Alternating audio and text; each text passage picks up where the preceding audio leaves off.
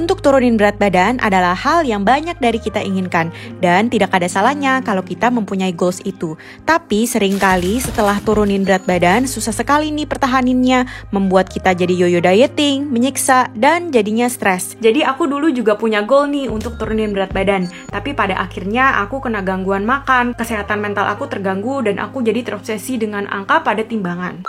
Hai, welcome back to this channel. Yang baru mampir ke channel ini, salam kenal ya. Aku Ledian dan aku adalah nutritionist.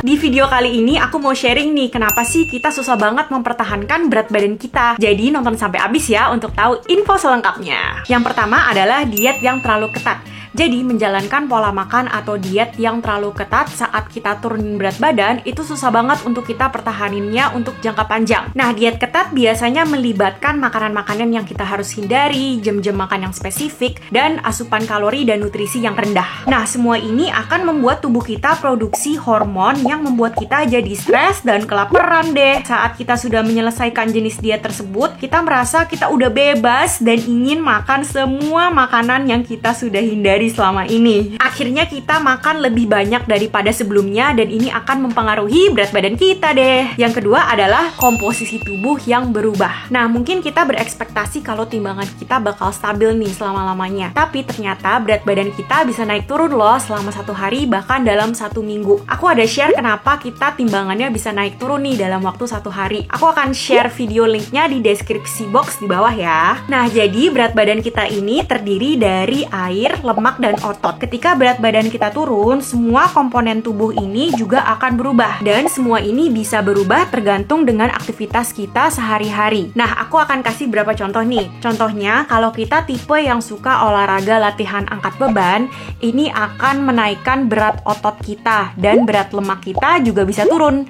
Nah, ini jadinya akan mempengaruhi berat badan kita secara menyeluruh. Nah, jadinya pas kita lihat timbangan di rumah kita, kok berubah ya? Padahal timbangan tersebut tidak bisa menunjukkan komposisi tubuh kita. Tapi kita bisa lihat komposisi tubuh kita kalau misalnya kita timbang dengan alat yang bisa menunjukkan semua komposisi tersebut. Kita bisa ke klinik ahli gizi atau misalnya bisa di tempat gym. Sekedar info juga, setiap alat tersebut akan mempunyai standar yang berbeda-beda. Jadi kalau misalnya kita sudah nimbang sekali nih di satu alat, pastikan kalau kita timbang dengan alat yang sama untuk tahu perbedaannya. Jadi timbangan yang biasanya kita pakai di rumah nih nggak bisa menunjukkan komposisi tubuh kita yang sebenarnya karena masih ada lemak, masih ada otot, dan kadar air di dalam tubuh kita. Yang ketiga adalah berat badan kita turun terlalu cepat. Nah, sehari-harinya tubuh kita memproduksi yang namanya hormon.